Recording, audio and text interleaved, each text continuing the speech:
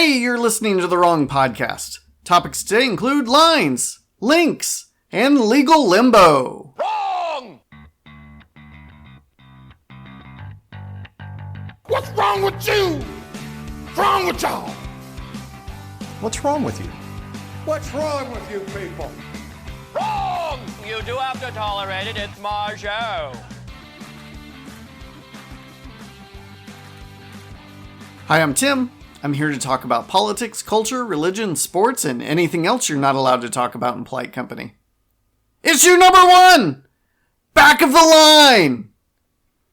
I have become a guy. I mean, everybody's a kind of a guy, but I've become a certain kind of a guy. And I didn't even know this kind of guy existed, and neither did you. You had no idea that this guy is out there, but there's a guy with 2 thumbs and this kind of thing happening to him, and it's me. I am back of the line guy. I don't know when it happened or where it happened or why it happened, but suddenly, everywhere I go, no matter what I try to do to make sure that nobody thinks it's true, people think that I'm the guy at the back of the line. People try to line up behind me. And I'm not in line. Like, sometimes I'm not even close to the line. And people are like, excuse me, are you in line? Nope, not in line. And, you know, like, this has probably happened to you once or twice, right?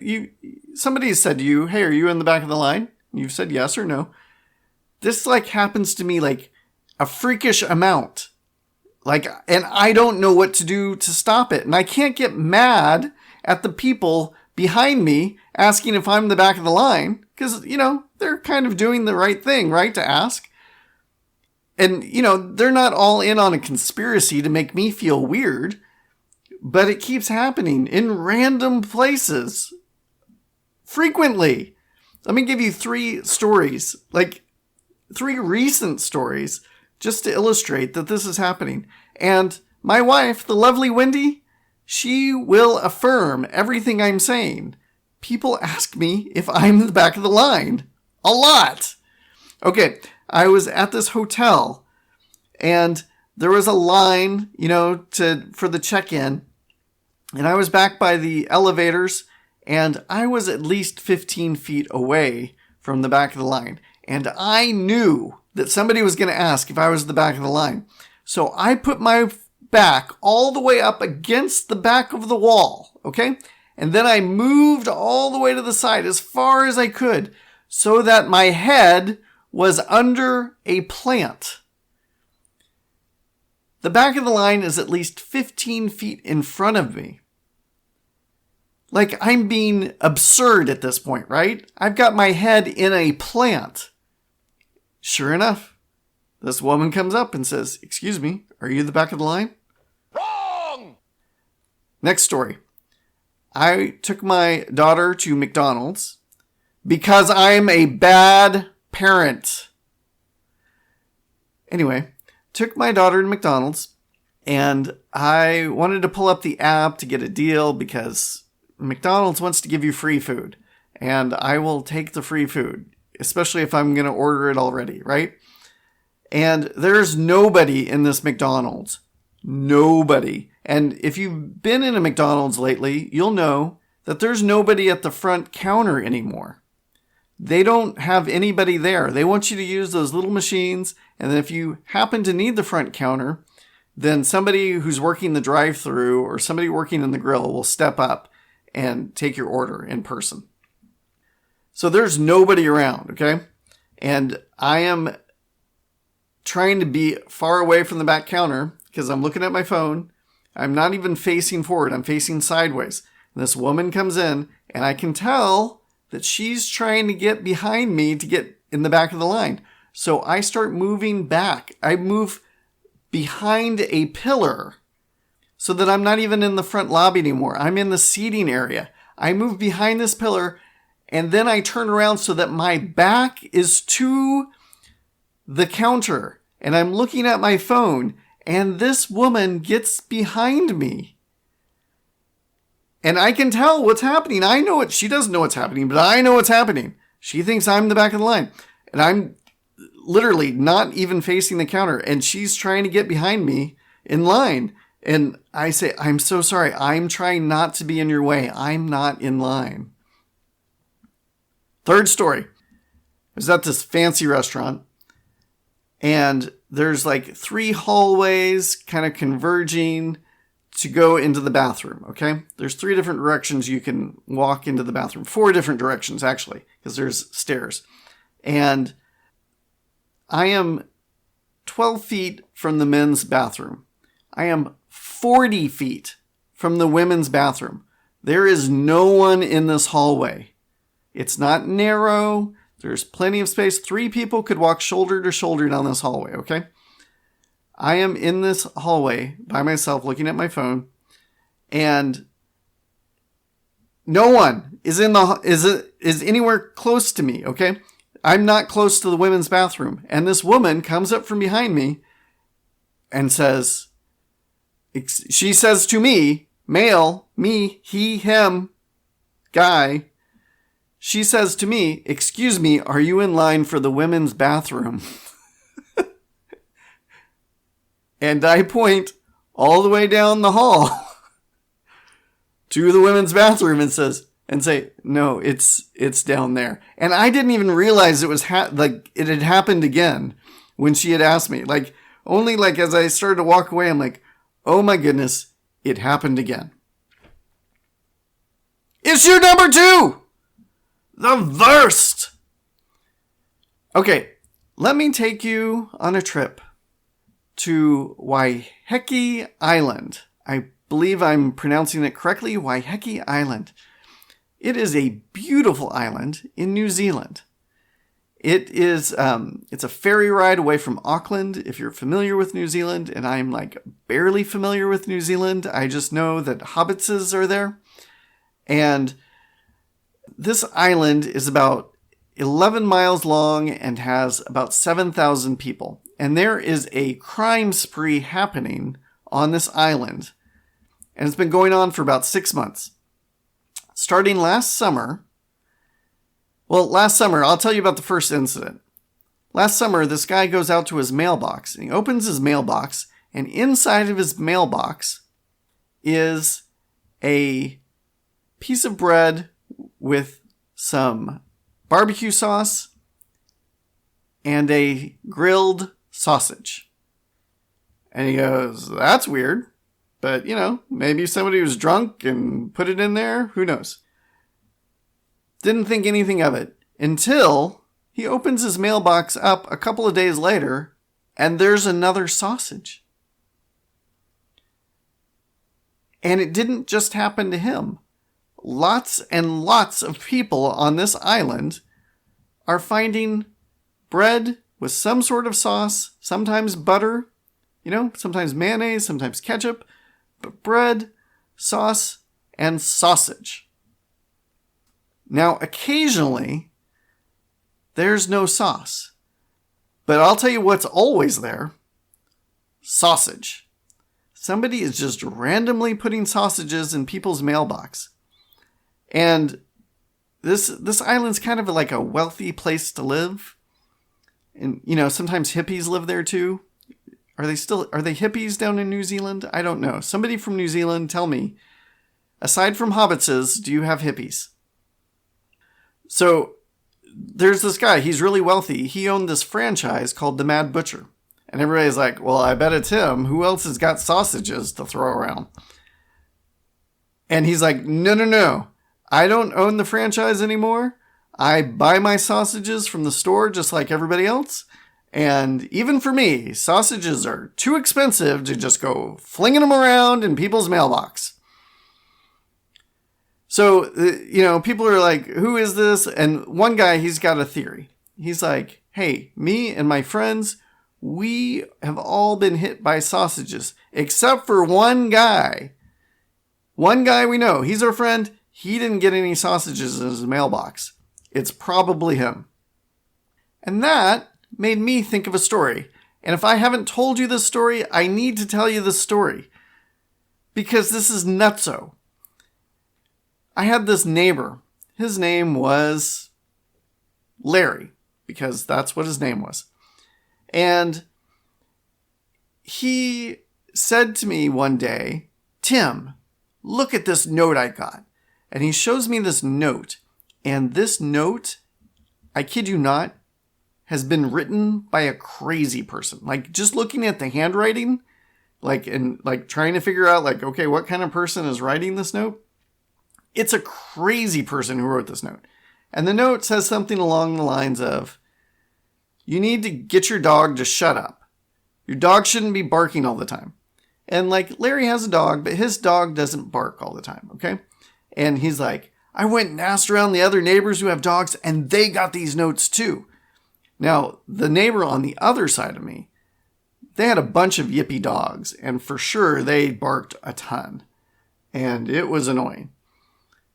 But every neighbor in the neighborhood who had dogs got this same note from a crazy person saying, get your dog to shut up. And Larry's like, who would write this to me? My dog doesn't bark, blah, blah, blah. Okay. Months go by. Maybe 6 months go by. And Larry gets a parking ticket or something like that. And he's furious about it. And he shows me that he has written a note to them with the check for the money. And it says, here, buy more donuts. Now, the thing about this note is that it too looks like it's been written by a crazy person.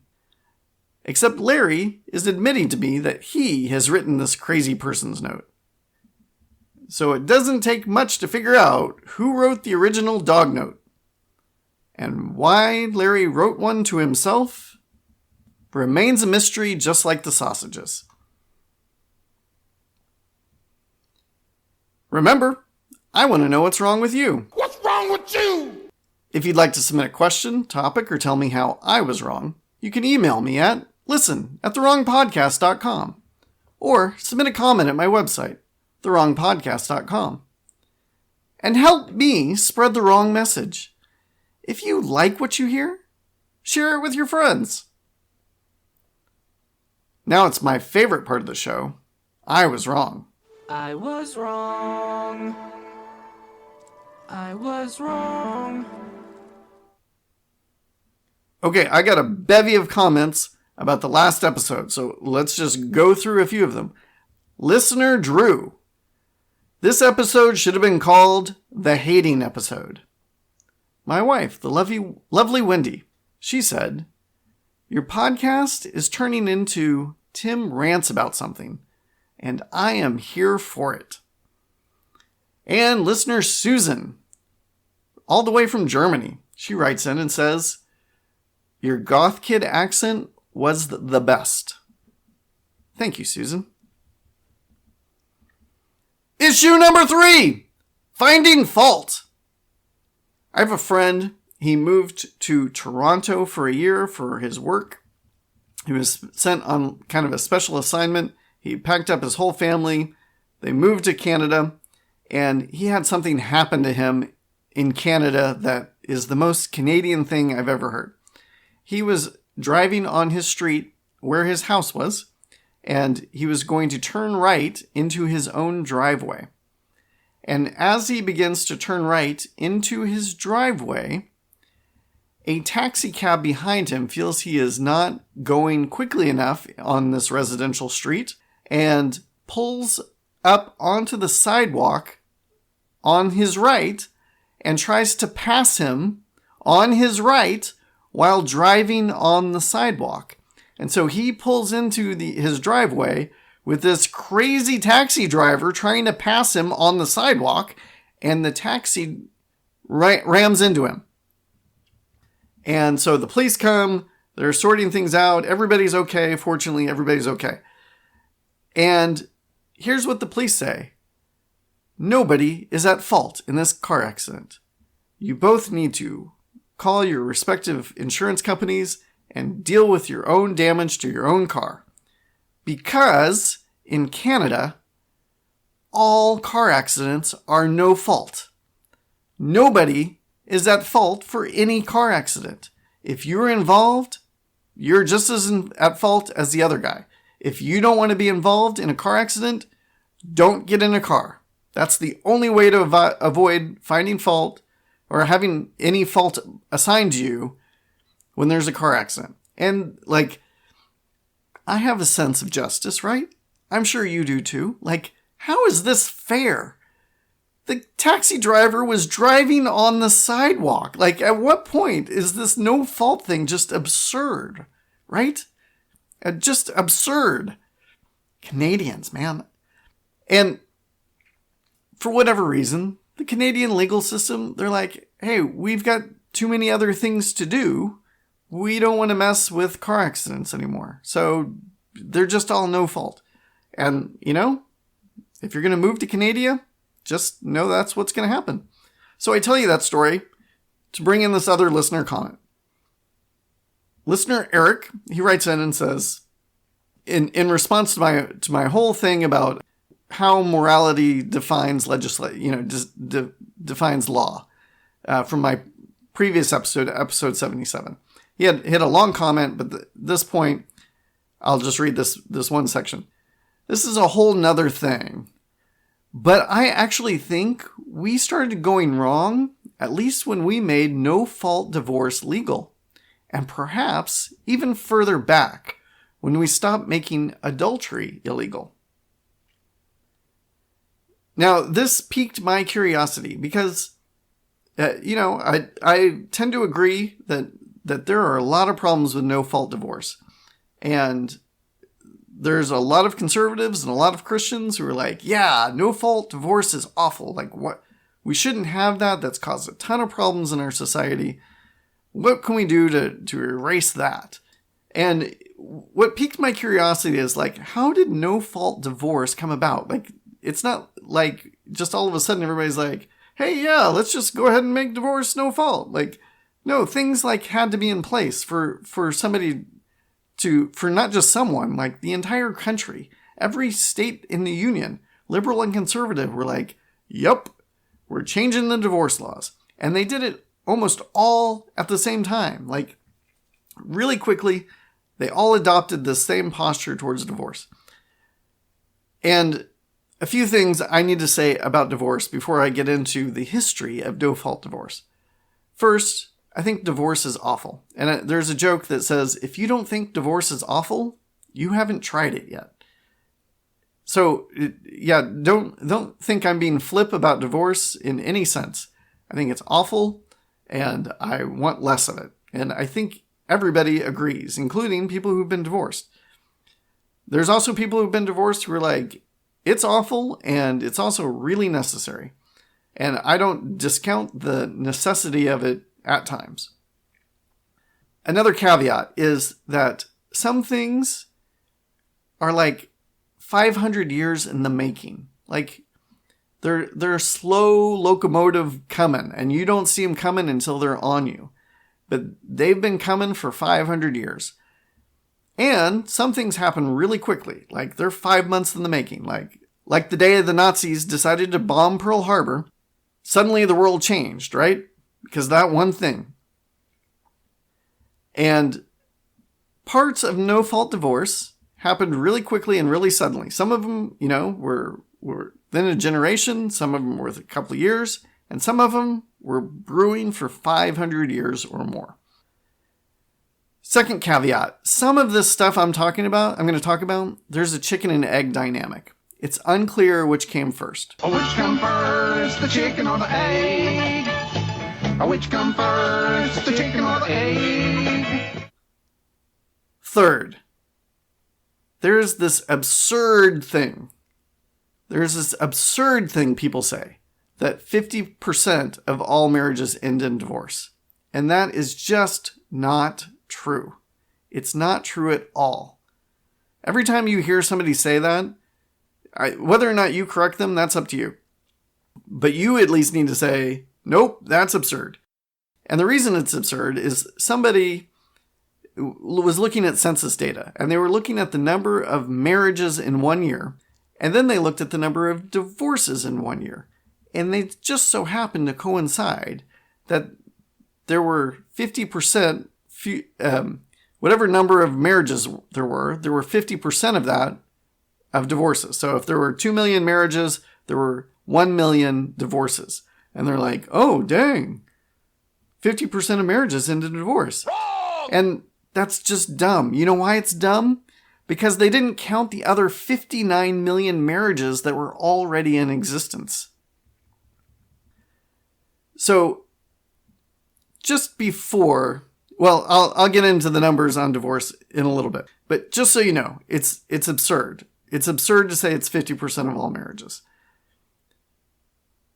Marriages, for the most part, stick together. Okay, how did divorce come about? How did no-fault divorce come about? Well, this is going to blow your mind a little bit. Are you ready? Are you ready to have your mind blown? It's so mind-blowing, I couldn't even say the words mind blown. Okay, the first state to introduce no-fault divorce into the country, no surprise here, California. And that was signed into law by Ronald Reagan. California signed this law in 1969. It said, there's only 2 reasons for divorce now. 1, irreconcilable differences, and 2, insanity. So, your spouse is schizophrenic and wandering around on the street and you can't find them. You can't even get them to sign a piece of paper. That's a reason. Other than that, everything else, irreconcilable differences. Now, one state held out the longest. They held out until 2010. Do you know which state held out the longest against no-fault divorce? New York. New York didn't have no-fault divorce until 2010. And do you know who opposed it most vigorously when they were finally getting rid of it? The National Organization of Women. A very feminist political group said, no, we should have fault divorce still. Because if we get rid of it, it seriously harms women in getting child support, getting alimony, getting money out of the marriage. Fault divorce is way better for women than no fault divorce, according to the National Organization of Women in New York. Now, to be fair to Ronald Reagan, later in life, he said the biggest mistake of his life was signing that no-fault divorce law into law. He recognized that it was not the right thing to do. He saw the damage it did across the entire country. He set off a firestorm of divorce, and he regretted it. So let me tell you the difference between fault and no-fault divorce. No-fault is just kind of like what I was talking about with the car accident. Nobody's at fault. It just happened. So everybody go on your way. Fault divorce, you had to have a guilty party. Somebody was liable for what happened. Somebody caused it, right? And when you wanted a divorce, you had to go to court and you had to prove that someone was guilty. And with that guilt comes the shame of being found guilty in a divorce and greater financial responsibility for the dissolution of that marriage. So you might owe more money in the settlement of the estate. All kinds of repercussions come with it, right? It's not criminally guilty, but it's civilly guilty. Now, in most contracts, if you have a contract with somebody, like say for an employment, or you're selling a house or something, you can't just say, hey, I don't want to anymore, and walk away from it. You're obligated to abide by that contract, unless both parties agree to end the contract, right? Marriage is no longer like that. And this is a major change with no-fault divorce. You don't have to want to get divorced to end up divorced. If just one spouse says, I'm out, this contract's over, there is nothing you can do to prevent it. It's over. The contract's over. They said they're out. It's the only contract like that. And as I said before, there's a greater financial burden to the guilty party when the divorce is settled. Now, before 1969, divorce had been doubling. in like a 40-year period, it went from like 1% of all the marriages ended in divorce to 2% of all the marriages ended in divorce. And so that doubling of the divorce rate for sure had an impact on why they decided to switch to no fault. And the courts, as this massive increase of divorces was coming before the courts, they were just kind of sick of dealing with it. They didn't like figuring out who was to blame. Let me give you a situation, and you tell me who's to blame. There's a husband who has an affair occasionally. Every couple of years, he's got a new affair. The wife in the marriage is an alcoholic, and she often becomes violent against him. Who in that marriage is at fault? The court had to figure it out. And those legal battles got messy, and they could drag on for years. Sometimes people were like, hey, we just want out of this marriage. We don't think we're a good fit. This isn't working out. They both agreed. But there was no way for them to end the marriage. So they would agree, all right, I guess I'll fall on the sword. I'll be the guilty party. And they would either have an affair or they would stage an affair. And they'd have a private investigator go take photos of them walking out of a hotel room with somebody of the opposite sex and then that would be the evidence that would be taken to court. There you go, Your Honor. I was having an affair. And this kind of thing was actually happening a lot. And like judges didn't like it. It's libel. Like it's not libel. It's perjury. When you go before the court and swear that you had an affair that you weren't having. And the system was kind of set up to cause people to feel like they needed to perjure themselves to get out of a marriage. So one legal expert, he said, we need no fault divorce because we need to let people get on with their lives. We don't need them in court for years wrangling over these issues. They want to move on. Let's let them move on. And he said, you don't need a divorce to destroy a family. You need divorce to be able to move on from a family that's already been destroyed. So, what kind of impact did we see after no-fault divorce was instituted? Well, the divorce rate, like I said, it had doubled in about 40 years, and it immediately doubled again. And just divorce was super popular in the 1970s and early 80s. Tons and tons of new divorces. And over that time, the divorce rate has actually been declining. And right now, it's not too far off of where it was right before no-fault divorce became a thing. But you need to know that marriage rates have plummeted. Like they're at an all-time low right now. So fewer people are getting divorced than 20 years ago. But far fewer people are actually getting married than 20 years ago. Another immediate impact is that women entered the workforce in droves. Ton of women, they're out of a marriage, they need a job, they're entering the workplace to make up for the finances they lost through the marriage, through the divorce. And while it's clear divorce had some play in this, I don't know that it was everything. And this is a kind of a chicken and egg thing I'm talking about. You also had industrialization. Like you didn't need somebody in the house to do laundry all day because you had washing machines. And the conveniences of making food become much, much easier with ovens in everybody's homes and microwaves and electricity. These things make living life much easier. So women didn't need to be home to do all the household chores that they felt they needed to do before. They had time on their hands. So divorce was part of why women entered the workforce, but also women were just entering the workforce because they could. In addition, women were much more educated than they had ever been. And urbanization, like everybody's moving into cities. They weren't all living out in the countryside on farms with all the farm chores. much easier to get resources and services, much easier to find a job because you're close to where people work. All of these reasons are also major factors in why women entered the workplace. And, it could have been that women having the opportunity to enter the workforce is what was spurring the greater divorce rate as a whole. Chicken and egg. Divorce led women to entering the workforce, and women entering the workforce led to more divorce. They had options. They could make their own money.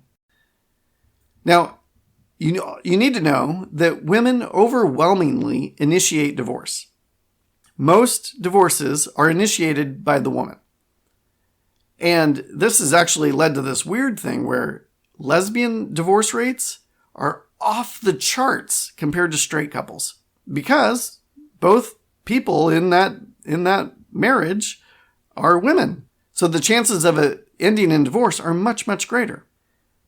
Now, that's not to say that women are the cause for divorce, but they're the ones who initiate the divorce. Now, some people have pointed out and said that the number of single mothers in poverty skyrocketed after no-fault divorce. And this might be true to some extent, but it's complicated because it could have been that those women were already in poverty and they were married, but they were abandoned.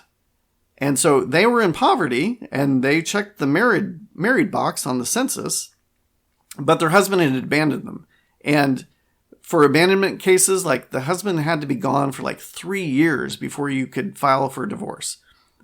So it's true, yes, but complicated. It's hard to say that it was actually the no-fault divorce that caused their poverty. It could have been that they were already in poverty. And let me just talk about poverty and marriage real quick. Rich people love marriage. Like, they really, really love marriage. The rich are much more likely to get married and much more likely to stay married. And there's an irony here because marriage is what can really solidifies your finances. There's two people who can work. They can stabilize their income across the two of them. And rich people have money. So they could get divorced and they could still be stable because they've got the money to support themselves. Poor people, lower income people, they really, really need marriage. They really need the stability that marriage brings. But marriage rates among lower income people, they're just abysmal. And out of wedlock children has become extremely popular among lower economic classes. And again, the irony of it is that the rich people could afford to raise a child out of wedlock much, much more than a poor person could. And maybe some of the reason that people find economic health is because they are. Now, divorce is contagious. If you know somebody who is getting a divorce, you are much more likely to get divorced yourself. And it's just like, I mean, you can't like, you can't start shunning your friends because they're getting divorced because you want to protect your marriage, because guess what? It's already happened. You already knew they were getting divorced. But you should be aware when somebody you know is getting divorced, hey, this is, maybe a problem for our marriage. Doesn't mean it is, but it's contagious. And part of the reason it's contagious is because people share their experiences. Somebody's unhappy in a marriage and they know somebody who's gotten divorced and they start asking questions like, what did you do? What's it like? How do you find a lawyer? How much did it cost you? Those kind of things kind of contribute to it, right? Now, in situations without adultery or abuse, it's been found that if a couple can just stick it out for like 5 years, even though they're miserable and it's hard, if they can just stick it out through those 5 years, the problem will probably dissolve and it will be okay. And they'll go back to being happily married. And I get it. That's a lot to ask of somebody. But also, like, there's hope there too, right? Like, if you're in a hard marriage, like, okay, if I can do this for a few more years, we'll get through it. We'll come into a different season. Our finances will be different later. Our kids will be older later. Well, maybe one of us will have a different job. Whatever stress this is causing, we'll resolve. Like, I hope that provides some hope to people. Even though 5 years, don't get me wrong, that's a long time to wait it out. So, what do we do about this? How do we resolve this? How do we legislate wisdom? That's a tough one.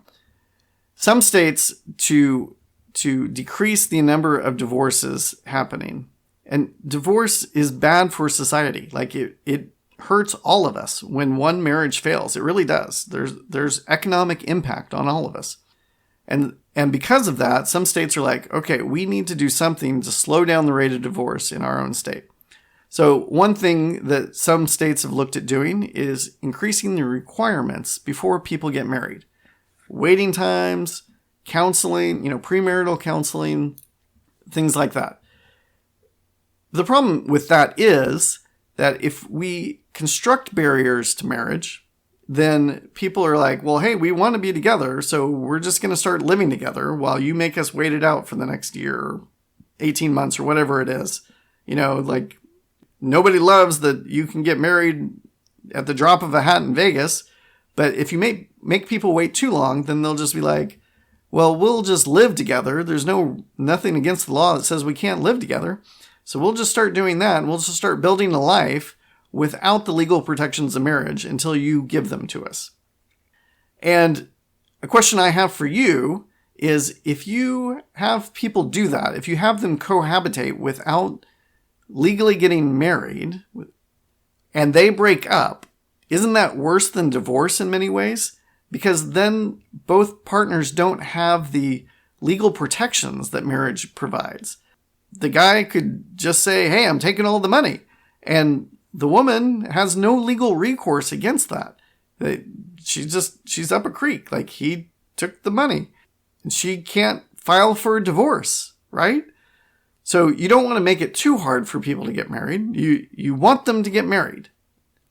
Now, let's also suppose that you want to make it harder for people to get divorced. Not just harder to get married, but harder to get divorced. And they decide, one partner, the husband or the wife, either one, they decide, hey, I'm out.